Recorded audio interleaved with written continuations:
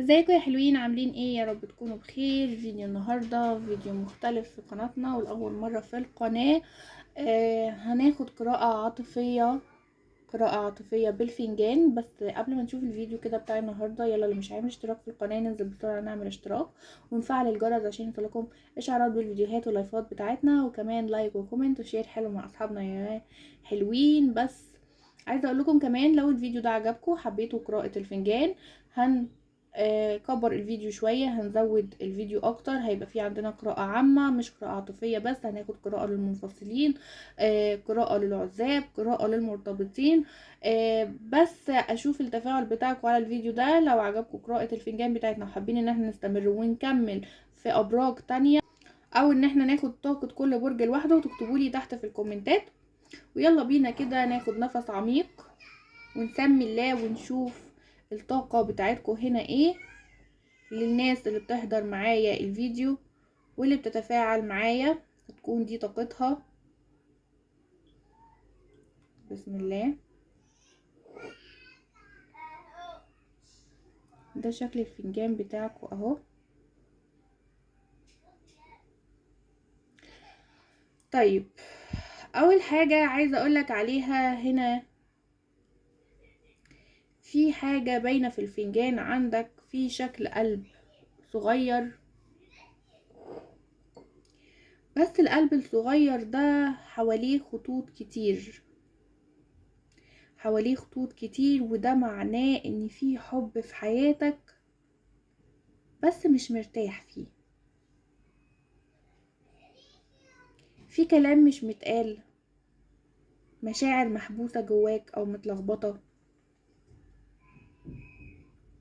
ممكن تكون مستني شخص يصرح، او انت في علاقة مش واضحة.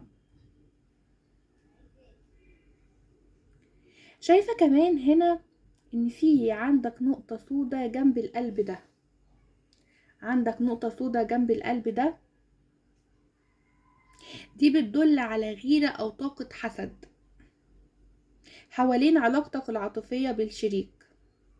حد مش بيتمنى لك الخير وبيحاول يتدخل ما بينك وما بين الشريك، او يعكر صفو العلاقة دي، عايز ان انتوا ما تكملوش مع بعض، عايز يبعدكم عن بعض.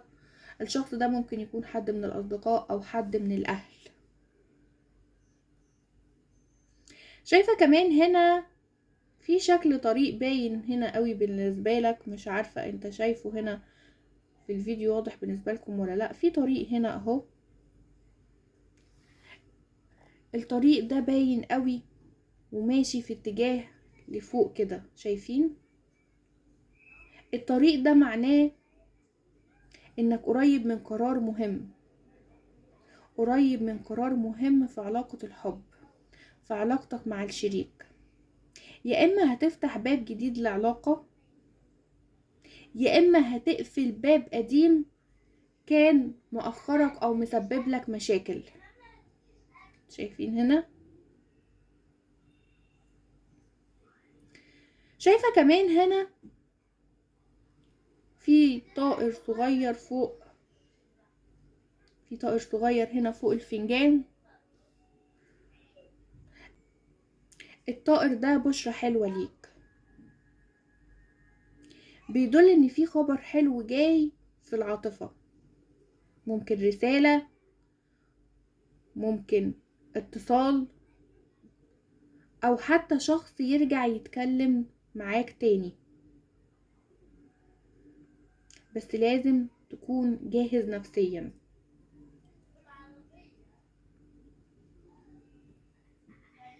شايفة كمان هنا في حرف ميم او حرف نون باين كده جنب الطرف التاني من الفنجان. مش عارف مش عارفة، مش هيوضح لكم قوي في الكاميرا، هتاخدوا بالكم ولا لا؟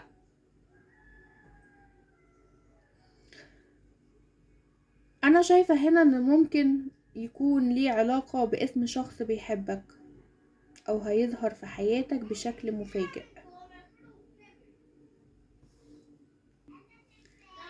فانا شايفة هنا ان في حب جواك قوي جدا، بس لسه مش باين ان هي بوضوح. في تغيير عاطفي كبير جاي قريب، احتمال يظهر من دلوقتي لحد 3 أسابيع. محتاج ان انت تخلي بالك من حد بيحاول يعمل لك مشاكل او يعرقل فرحتك دايما، سواء بنية او بدون نية. الحب اللي جايلك ده، في حب جايلك مختلف، في حب جايلك مختلف جدا، ناضج ومليان حنية. بس لازم تكون مستعد ان انت تفتح قلبك وتسامح وتعدي على اللي فات. شايفة كمان هنا ان في شكل وشين متقابلين في بعض، في بينهم خط، في بينهم خط هنا، وده بيوضح ان العلاقة دي فيها لسه مشاعر متبادلة، خصوصا الناس المنفصلة. انا شايفة ده اكتر طاقة للناس المنفصلين، بس في حاجز او كرامة ما بينكم هنا منع الرجوع دلوقتي. شايفة ان ممكن يكون حصل كلام وجع او تدخل طرف ثالث في العلاقة ما بينك وما بين الشريك، او كل طرف فيكم مستني التاني يبدأ ويبادر بالرجوع. النقطة السوداء اللي هنا كمان، في نقطة سوداء هنا صغيرة تحت، ده معناها ان في طاقة سلبية كانت مؤثرة على العلاقة دي. زي ما قلت لكم من شوية ان في طاقة سلبية عندكم، ممكن كانت غيرة او كلام من بره او حتى طاقة حسد، فخلي بالكم.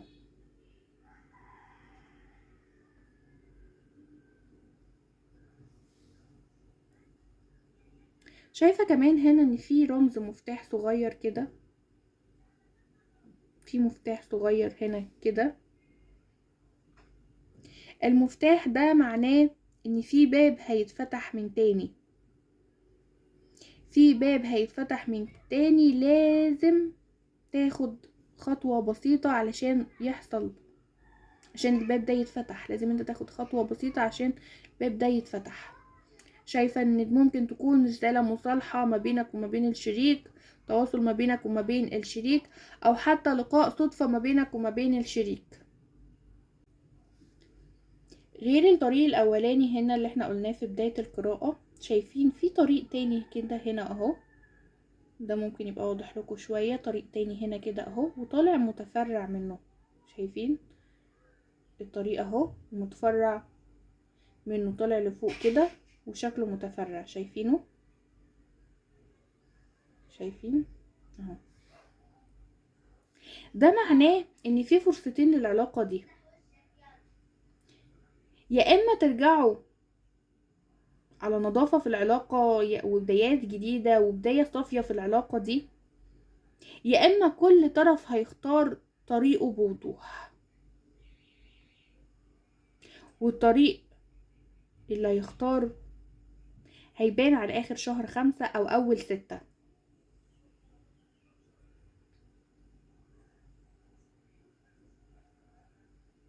في طائر هنا، في طائر هنا باصص لورا، ده معناه ان الشخص المنفصل، الشخص ده منفصل لسه بيبص عليك وبيفتكرك، بس عنده تردد او عناد شديد ان هو يرجع لك او يرجع يتواصل معاك تاني، بس من جواه عايز يرجع، بس خايف يمكن من الرد او من الرفض. ده اللي انا شايفاه في الفنجان بتاعكم هنا للناس اللي بتتفاعل معايا والناس اللي شاركة طاقتها معايا. اتمنى تكون قراءة الفنجان عجبتكم، ولو عجبكم الفيديو ده هتكتبوا لي تحت في الكومنتات لو حابين ناخد طاقة المنفصلين بشكل اكتر بشكل مفصل، او حابين ناخد طاقة كل برج لوحده، تكتبوا لي برضو في الكومنتات. ما ننساش اللايك والكومنت والشير بتاعكم الحلو يا حلوين. اشوفكم الفيديو الجاي على خير. سلام.